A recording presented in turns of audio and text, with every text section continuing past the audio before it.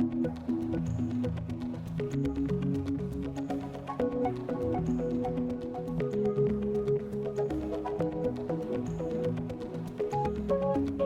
you very much for all joining us for our annual theology lecture. Today we have Professor Dr. Pieter De Witte. I'm going to hand it over to Keith and he's going to introduce our speaker. Well, good evening, everyone. I think that's okay. You're all very welcome to the JCFJ annual theology lecture. This is now the fifth annual lecture, which started with Professor Hannah Arendt gave the inaugural lecture in 2022. And her paper was on the relevance of Catholic social thought. In the interim then we've had papers on homelessness, ecological justice and disability theology.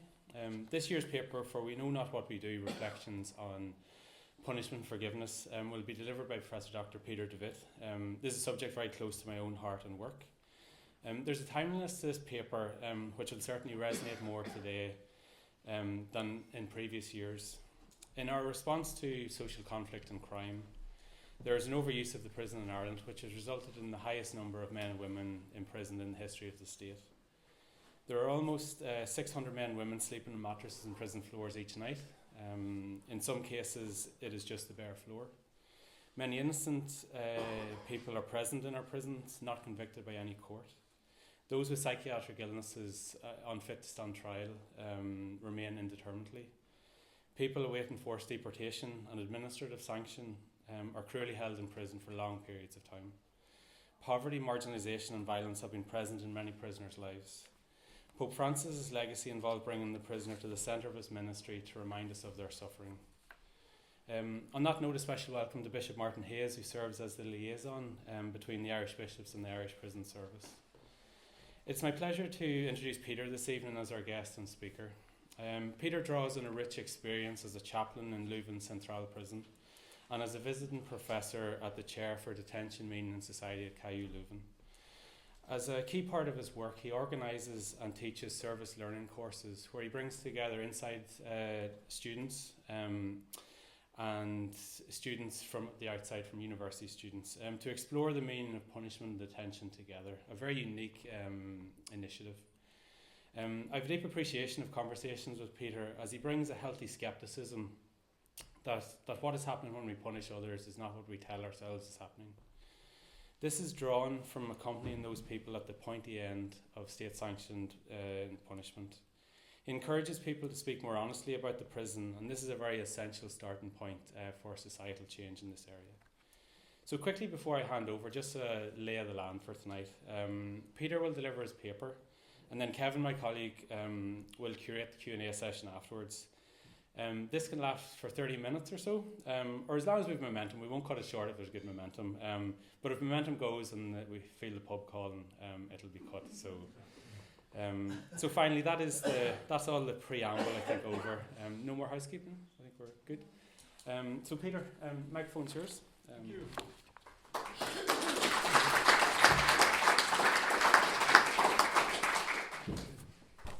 I'm going to let you wondering about the hat.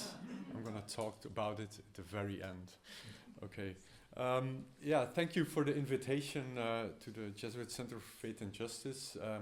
It's great, being here. I know Keith already for a long time. It was great meeting the whole team. Thanks also for the hospitality of the Jesuit community here. I was fortunate also to meet many people there as well yesterday and today. Maybe you have noticed that in the original title, I mentioned, the subtitle was Reflections on Punishment, Community and Forgiveness, and now it's only punishment and forgiveness, so I left out the community. It's a lack of time, basically. But a suggestion, if you're curious about it, you can always ask in the Q&A a question, what about the community? And I'll happily give a second lecture of another half an hour. This being said, there are things I will do. And it's actually a reflection starting from a hobby of mine, which is Hannah Arendt. And in that sense, the lecture will maybe be not theological, it will be philosophical, but Arendt borrowed or stole the concept of forgiveness from Christianity. Let's say I'm going to steal it back from her and use it in a way that I think is very much in line also with Catholic social teaching, although I won't be talking about it very much.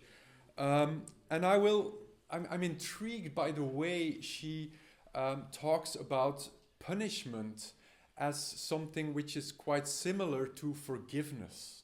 She draws a parallel in her book, The Human Condition, and she does not elaborate this idea very much, so I will elaborate it for her. And this will lead to quite radical, I think, reinterpretation of what punishment is or should be. It's maybe a one-sided interpretation, but I think it's a plausible one and an interesting one. And all of this I will do, although I will not make it very explicit, all of this I will do against the background of the penal crisis we are in. We have in Belgium, like you have in Ireland, a crisis of overcrowding. I think this crisis, with a lot of people sleeping on mattresses on the floor, is the symptom of a larger crisis which has to do with how we view the criminal justice system and what I would call a kind of self-inflating criminal justice system, which is seen as a kind of solution to all the problems in the world. And I will start with Hannah Arendt, and you will see all the things I will deal with, and you can see when we are approaching the end. So that will make it maybe a bit more bearable. Let's say it's also in prison. People are happy when they know their end date. This will actually be also a little bit the point of my lecture. Anyway. So when Christians speak about Hannah Arendt, they like to refer to the way she adopted the Christian concept of forgiveness. And as theologians, I'm a theologian myself, I also study philosophy, but as theologians we are rather happy and proud that this fundamentally secular political thinker like Hannah Arendt embraces an idea which is so dear to us and so central to her own religious convictions. And she gives full credit to our Lord, I quote, "The discoverer of the role of forgiveness in the realm of human affairs was Jesus of Nazareth." But why this importance she attaches to forgiveness in politics? And to understand this, we need to consider Arendt's idea of action. So I will give a little introduction to Arendt. In her major work, The Human Condition, she makes the famous distinction between three activities of human beings: labor, work, and action.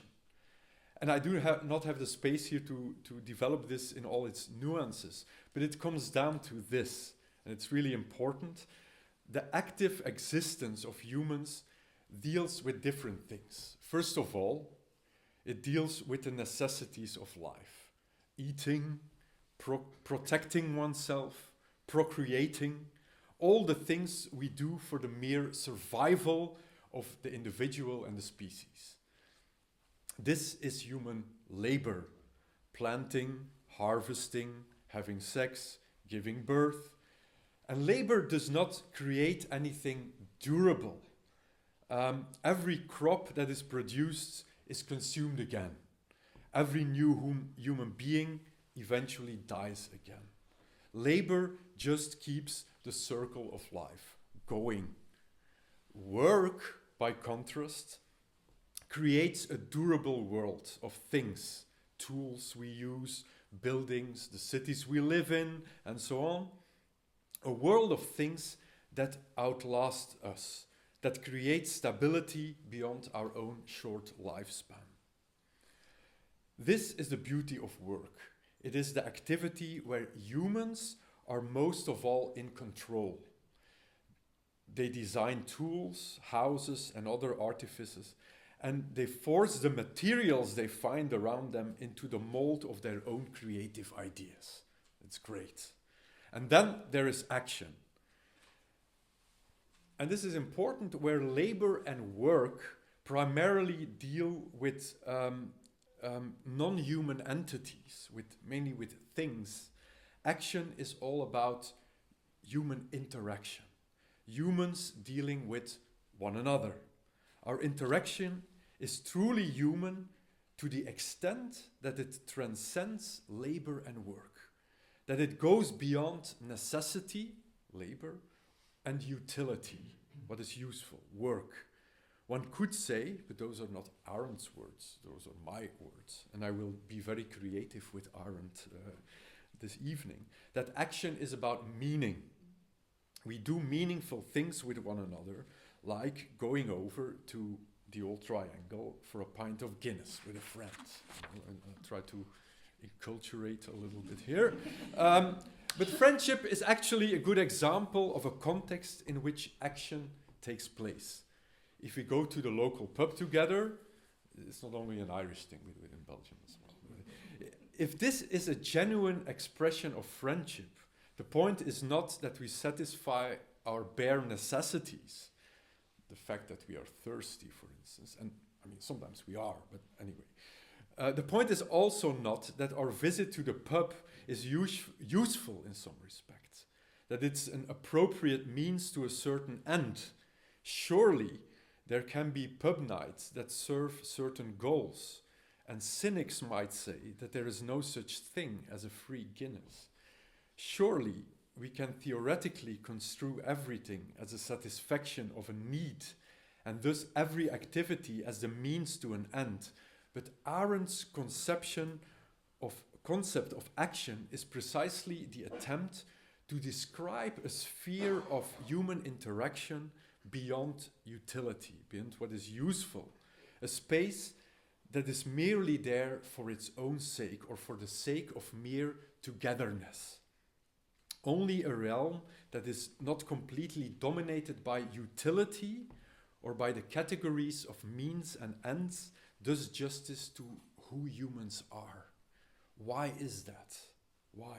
Because humans, that's what Arendt calls natality, the fact that we are born. But what is the meaning of that? Humans are born as unique beings whose essence it is to have the potential to do completely unexpected things.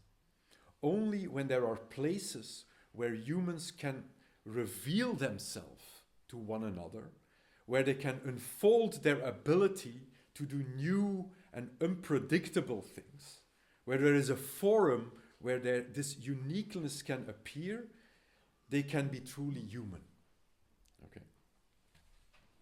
By the way, there are some prison chaplains here. I think this is the place we offer to prisoners in our pastoral work. Anyway, friendship is an example of this. In the pub, over a Guinness, what do? We speak to one another. And for Arendt, speech is closely related to action, because both are self-revelatory. Truly human encounters allow people to show to themselves, to show who they are, to reveal to others their singular character, their unique perspective on and contribution to the world. As was said, this can happen when friends are speaking to one another over a Guinness. It is also the essence of politics, according to Arendt. Politics is also not reducible to an activity that provides the necessities of life.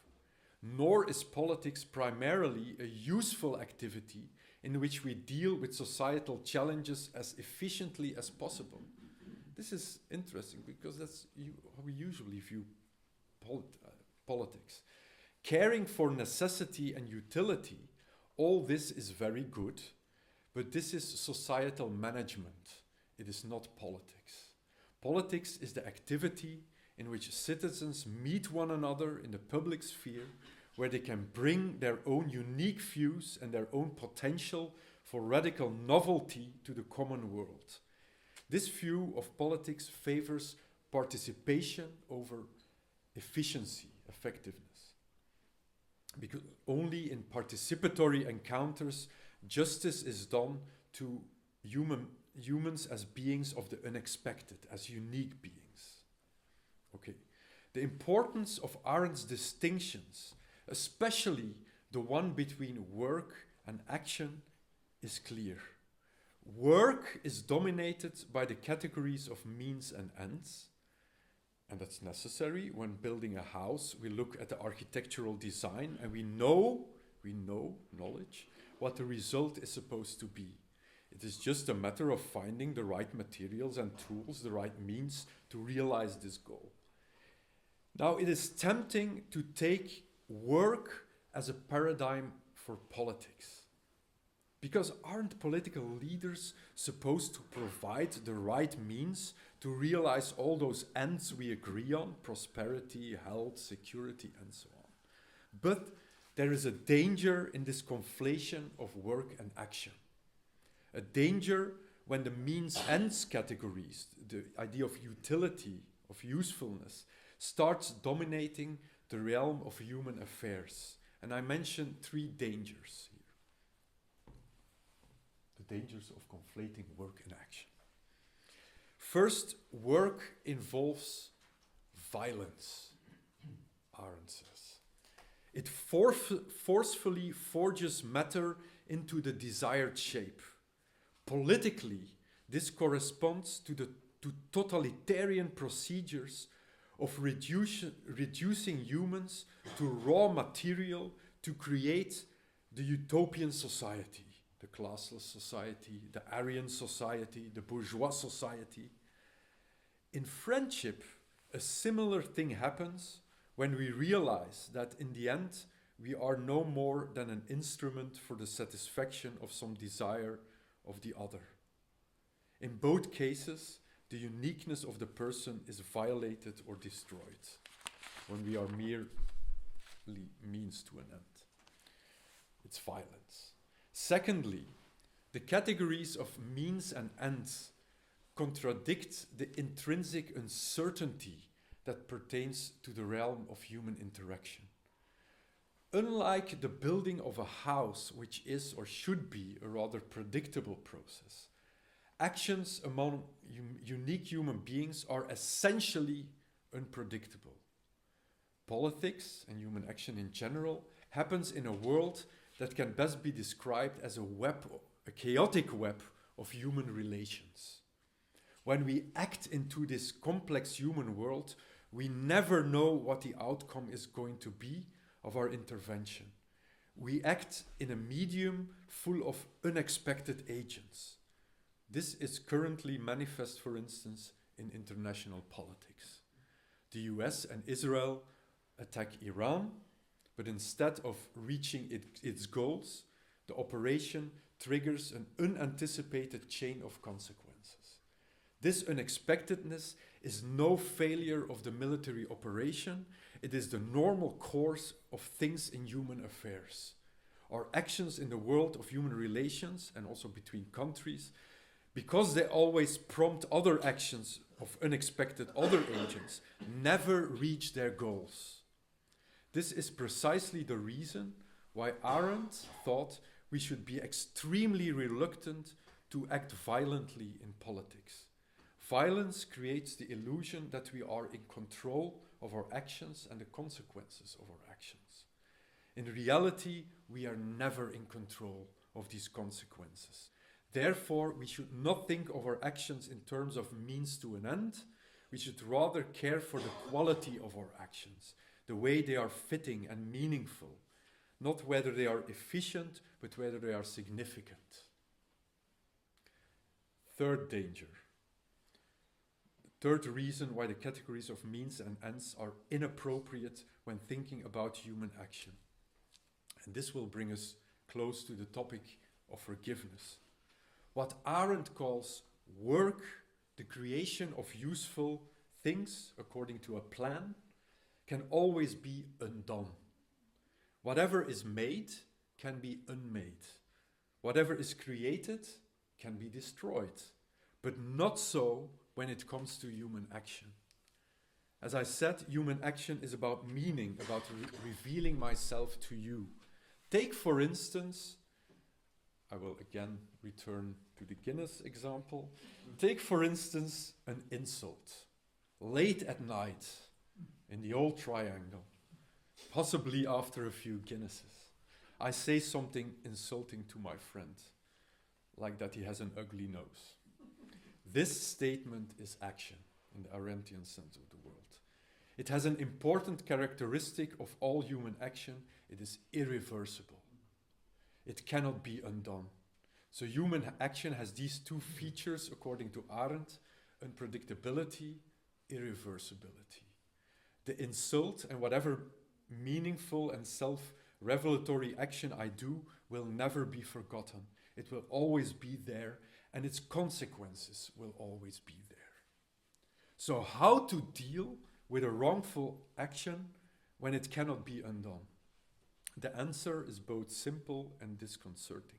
We can only deal with a wrong action by acting anew, by a new action or a new set of action, because we cannot undo it, but we can do something else. What could that be in the case of an insult? Well, the options are manifold. The friend with the alleged ugly nose could not talk to me for a couple of weeks and then try to reconnect again. The friends could also decide to have an open conversation about it the day after over some coffee and paracetamol. Or the statement about a nose could become a running joke between them. Yeah? Or, of course, the friendship can end. The point is this: the reaction to the wrongdoing is itself a new action, so it shares in the fundamental characteristics of action, unpredictability and irreversibility. If the insulted person decides, for instance, to give his rude friend the cold shoulder for a while, this may work out in different ways. It's unpredictable. It could lead to a period of reflection, followed by a renewed and even deepened friendship, or it could initiate the slow disintegration of that same friendship. In the latter case, the decision to give him the cold shoulder turns out to have irreversible consequences. We don't know how it will turn out. For Arendt, forgiveness is a way of acting after wrongdoing. And she does not describe what exactly it is. Does it involve the solemn declaration, "I forgive you," or some other ritual? Does it involve a radical change in the heart of the forgiver? This is not very clear. It is clear, however, what it does and why it is necessary. It releases people from the burden of the past, of the always unknown and unforeseeable consequences of their actions. It allows people to carry on living and acting and even collaborating with one another in the same world. I can imagine that many responses to being insulted for having an ugly nose are actually forms of forgiveness, such as joking about it, or talking about it, or expressing outrage without slamming the door once and for all. In all cases, something new is still possible between these friends. Not only in friendship, but certainly in politics, forgiveness is necessary all the time. Nowhere is there so much rivalry, ruthlessness, and backstabbing as in the concrete practice of politics. And yet, in our political endeavors, we have to be prepared to form new alliances and engage in common action and common debate, even with those who have done us wrong. So forgiveness in Arendt is something utterly unemotional, something businesslike. It's simply a decision to be prepared to live and act in the same world again, period. I mean, it's not something sentimental or so. Now, to punishment. Unsurprisingly, Arendt contrasts forgiveness with vengeance. Vengeance does pin down your fellow human being on what they have done to you. It simply reacts. It does not act anew, and therefore it initiates a cycle of violence in which nothing new can happen anymore. Okay, this is clear, But what is surprising is that Arendt does not see an opposition between forgiveness and punishment. On the contrary, forgiveness and punishment are quite similar. I quote, "Both have in common that they attempt to put an end to something that without interference could go on endlessly." Arendt does not strongly elaborate this parallel between forgiveness and punishment, but I think it's one of the most promising starting points for a contemporary reflection on the failure of our penal systems. So let me explain why. In my view, one of the elements that triggered Arendt to adopt the Christian concept of forgiveness and to use it for political purposes is Jesus' proclamation on the cross, "Father, forgive them, for they know not what they do," which I paraphrased in my title. From what I have said previously, it is clear that not knowing what one does is one of the fundamental characteristics of action. Work is knowledge-based. It is making an artifact after the image of an idea, knowledge. Action, by contrast, is acting into the human world, a medium marked by uncertainty and unpredictability, by not knowing. Precisely because we have no knowledge and no control over the consequence of our actions, we need forgiveness all the time, and we must be released all the time from these consequences. In order to see the implications of this for how we should respond to wrongdoing, not only in a forgiving but also in a punishing way, it is necessary to highlight the radical nature of the lack of knowledge that pertains to human actions. And I will do that in two ways. First, action is unpredictable, not only because the agents themselves, not only for the agents themselves it is unpredictable. Nobody can know from the outset how an individual will act in the future and how these actions will turn out. And this is crucial because our whole approach to criminal justice seems to be predicated on the assumption that we know what the offender is doing. Maybe the offender does not know it, but we do it. We do. We, that is, the criminologists, the intellectuals in society, the activists, all the ones talking about crime and punishment. We think we know what they are doing. We attach great importance to the knowledge we claim to have about offenders and their offenses. Some would say, the psychologists, the prison psychologists for instance, they commit crimes because of some criminogenic factors they have. Okay. Others say they commit crimes because of some criminal mindset they have. Other, more compassionate people say they commit crimes because of social circumstances, such as poverty. All this is true. But all this is also utterly fictional. For no knowledge makes the actions of actual people predictable. Think of this. Imagine that we would have enough knowledge to identify with absolute certainty the 100,000 male adults in Ireland who are psychologically capable of murdering their partners if they found them cheating on them. I say 100,000. Is it more? Is it less? I think it's a great number. Yeah? But imagine that we even can identify in a kind of minority report-like way who they are, you know. Even then, we could not predict who would end up in a situation where they actually discover their partner cheating on them. The only knowledge we have about crimes are some statistical correlations between psychological and sociological features of humans and their future behavior. some statistical correlations. That's all we know. But these correlations tell us nothing of real relevance about how individuals will act or how their actions will unfold in the messy business of human affairs. We know nothing about it, about future conduct of people. This is one thing to keep in mind. I will come back to it later. But there's a second, even more radical implication of viewing punishment as action in the Arendtian sense of the word, with all the lack of knowledge that goes with it.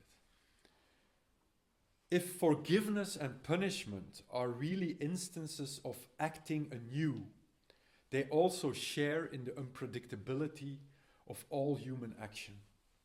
Forgiveness and punishment are not only responses to unpredictable actions, they are themselves unpredictable actions. As I said, if I forgive my colleague who has slandered me, the outcome is utterly uncertain.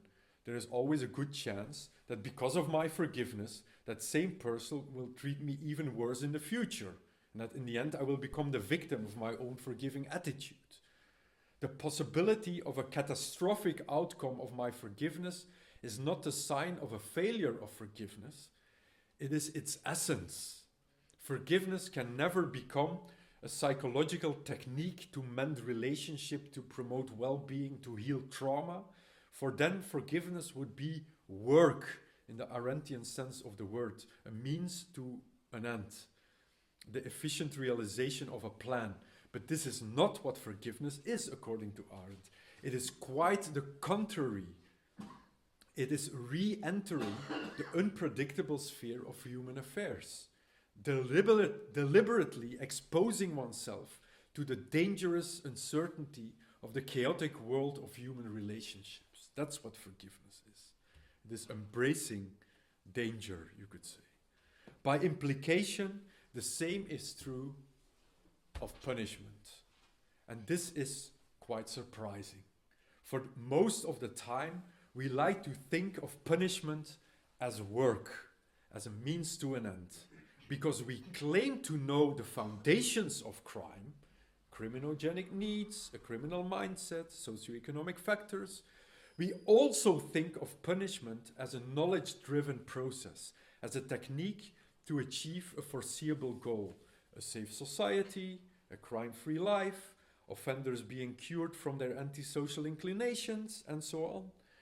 The fact that our penal systems quite often do not deliver these desirable goods seems to be an imperfection that can be remedied by improving our penal techniques, by making it more evidence-based, by building it on the foundation of better knowledge. However, an Arendtian theory of punishment as action would radically wipe this illusion of an effective penal system off the table. Like forgiveness, punishment is not a practice that is supposed to be technological, knowledge-based. It is not supposed to bring about certain predictable or foreseeable effects. Like forgiveness, it is an action that simply allows wrongdoers and others to interact again, to engage again in the dangerous and unpredictable business of human affairs. It is embracing danger. Yeah. So let me elaborate a bit on this idea of punishment as action. What would it amount to in practice? I think the best model to envision an Arendtian, non-knowledge-based view on punishment is to see punishment as something symbolic, as a ritual. I am not the first one to point out the parallels between punitive and ritual practices, but it's worthwhile to think through this parallel once again in the context of our penal crisis. Rituals, and this is the important thing, rituals are not there to solve problems. They're not. Rituals are not work in the sense that they would attempt to bring about a clear outcome as efficiently as possible. Rather, they allow humans to act in situations of wonder and perplexity. Popularly said, When do rituals occur? When people hatch, match, or dispatch, or when they commit crimes. The point is that we do not and should not think of rituals as result-oriented endeavors. At times, however, our entrenched functionalist mindset draws us into that illusion. Then we say things like the following: a funeral ceremony is necessary because it helps the grieving process. This may be true, but it offers a strikingly one-sided and even misguided account of funeral rites, and indeed of grief itself, as though grief were a psychological problem to be managed through ritual. For imagine that we could take a pill that could instantly cure us of all the annoying psychological aspects of our grief. Imagine that we would collectively take that pill in cases of grief and that we say, problem solved. Now we don't need this ritual anymore. This would be utterly absurd and evil, I think. And the absurdity reveals that rituals of grief are not about effectiveness, about reaching a clearly defined objective at all. They are not a means to an end. They are meaningful acts. Their meaning can be described in many ways, and the best way is probably to say the following: funeral rites honor the deceased. They express the dignity and the worthiness of the person who passed away. The rituals do not have a goal outside themselves. They express and embody a certain meaning. Of course, they can have psychological effects, but it is essential that these are only byproducts. For otherwise, the meaning we want to express, the honor and the dignity of the dead person, becomes dependent on something capricious and arbitrary as our own feelings. It is in this precise sense that our response to crime should be seen as a ritual. Like grief rituals, punishment rituals are utterly misunderstood if they are interpreted as functional, as serving a certain goal, like some psychological change in offenders or victims of crimes. Rather, punishment rituals should express and embody something meaningful. It is actually a whole set of meanings that is symbolized in the ritual. The honor and dignity of victims of crimes, the non-indifference of society to the reality of crime, disapproval of the crime, and so on. They are quite similar to the things that are expressed in funeral rites. Like I said, the honor and dignity of the deceased, but also the non-indifference of the community to this passing, the lament about this event, and so on. Now, both rituals, punishment rituals and funeral rituals, have an end. Not in the sense that they have a goal, but simply in the sense that they stop at some point. They stop. And this is the great power of rituals. There are certain grief rituals, and you know them, where a bereaved widow or widower wears certain clothes for some time, black clothes, for instance, or will not go to parties for some time. We know them. But the ritual, and this is important, also prescribes that this must stop at some point.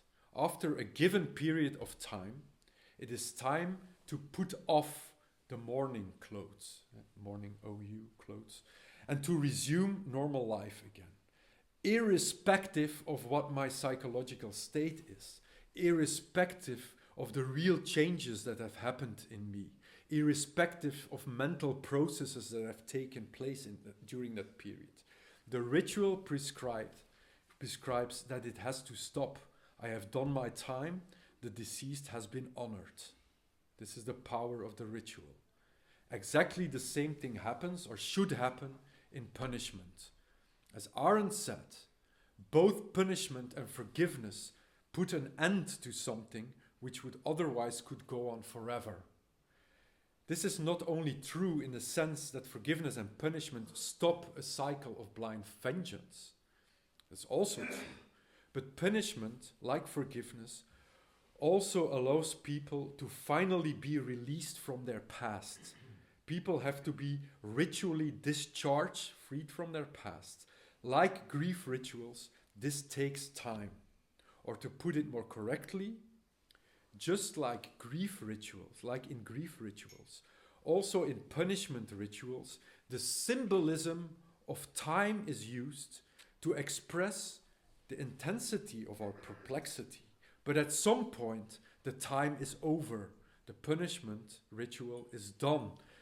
Irrespective of what has changed in the minds of the victims, offenders, and society at large, irrespective of whether our dreams about the evolution of offenders are fulfilled, at some point, the time is done. Justice has been honored. Let me translate this ritual understanding of responding to wrongdoing into the more familiar language of the ethics of punishment. We're here.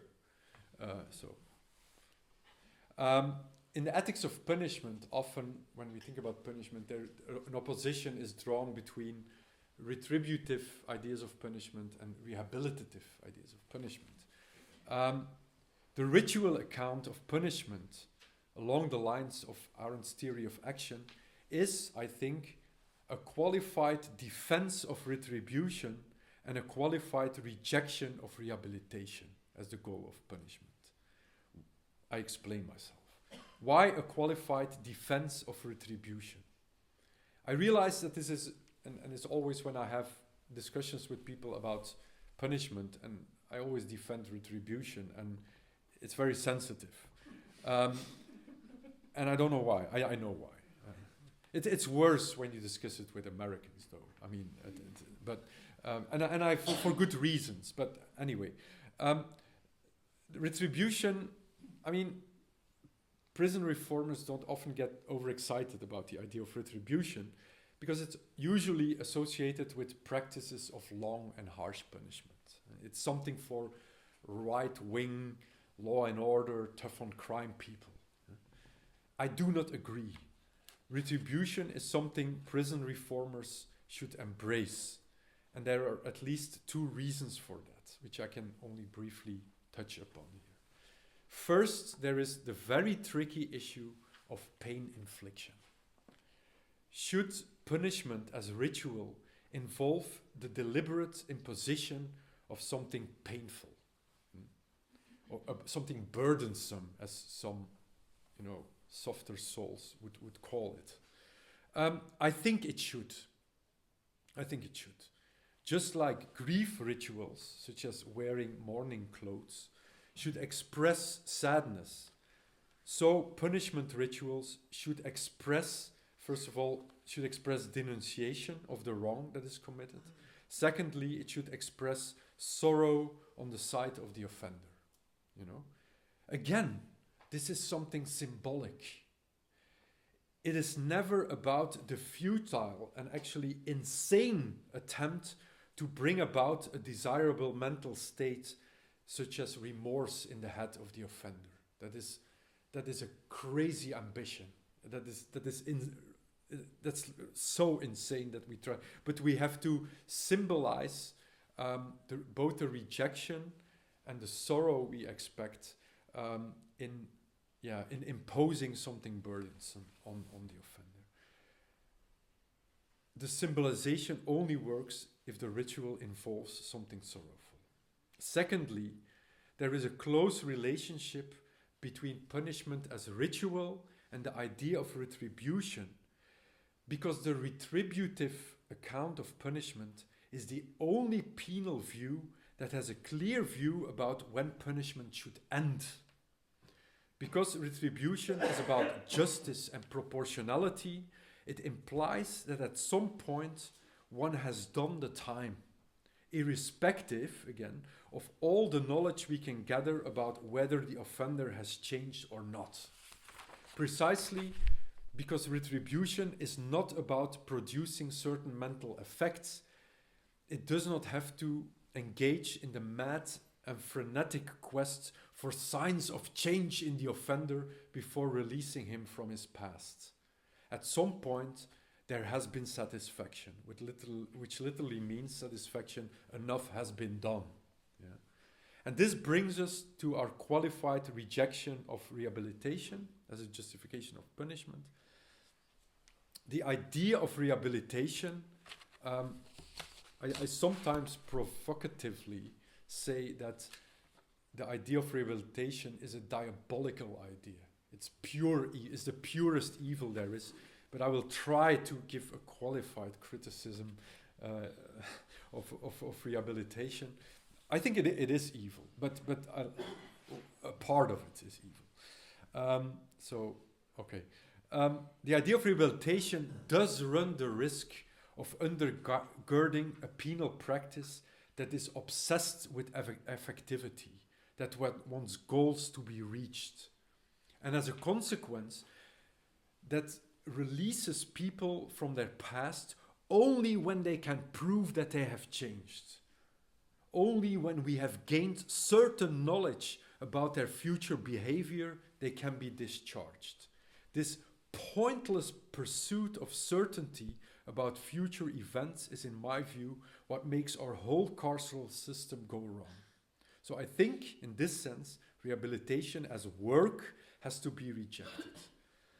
It's a qualified rejection, however, for there are two senses in which I think the term rehabilitation can refer to a positive reality.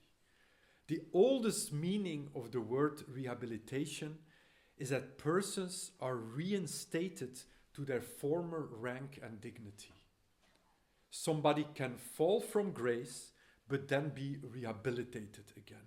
This is exactly what punishment as action and as ritual should do. It should allow people who have done something wrong to be fully considered as our fellow citizens again. So in this older sense, rehabilitation is exactly the theory of punishment which I want to defend here. Another sense of the word rehabilitation, to which I do not object, is the following. We should give people who are punished all the aid, all the resources, all the therapy, all the assistance they need to address their problems, also the social and psychological problems that have contributed to their misconduct. We should invest big time in the people we punish and definitely in the people we put in prison. But here's the critical point. The moment we make this help and the acceptance of this help a condition for the end of their punishment, our help is no help anymore. It has become a cover-up for manipulation, for letting the punished jump through the hoops we hold up for them. To conclude, I want to summarize my reasons for adopting the Arendt-inspired ritual account of punishment and for criticizing the rehabilitative justification of punishment. Fundamentally, there are two reasons. The first is a moral consideration. I explained that when the logic of means and ends, that is work, is applied in human affairs, there is a great danger of people being reduced to the material for realizing some societal or political project, like in totalitarianism. The rehabilitation paradigm, as I criticized it, does exactly this. The enormous coercive power that is entrusted to the state for criminal justice purposes is used to shape people into safe citizens, thus realizing the utopian dream of a zero-risk society, which is impossible to attain. From a justice perspective, this is utterly problematic. For what actually happens, as I already pointed out, is that offenders are not subjected to coercive measures because of what they have done in the past, but rather because there is a statistical chance that they could do something in the future. The feel-good statement that our criminal justice system should be future-oriented thus eliminates all the restraints of our penal practices. It becomes endless, our punishments. This brings us to a second, more pragmatic consideration. The ritual account of punishment limits the coercive power of the state. The state can organize a ritual in the wake of wrongdoing, but this ritual, by its very nature, has to end. The rehabilitative paradigm, by contrast, is part of a discourse that loads more and more things into the basket of criminal justice. Criminal justice has to address all the problems of the world: addiction, mental health issues, poverty. And the point is, criminal justice was never designed for these problems and is not really good at addressing these problems. So what do we have to do? We have to address all these issues in our society. Poverty, psychiatric problems, addiction issues, we have to address them. But these efforts have nothing to do with criminal justice. Nothing. Criminal justice is actually about something really super small. Someone has done something for which the person is responsible. We organize something that addresses this responsibility, a punishment ritual, period. So instead of the well-intended effort of making criminal justice a kind of social project, thus incredibly inflating it, we have to do the opposite, making criminal justice small again. So this is the moment to launch the movement, the Misa movement, making incarceration small again. So, okay, but above all, it is a way to, at some point, say to offenders, paraphrasing the prophet Isaiah, "Comfort ye, your hard service has been completed and your sin have been paid for." That's what it's all about. Thank you.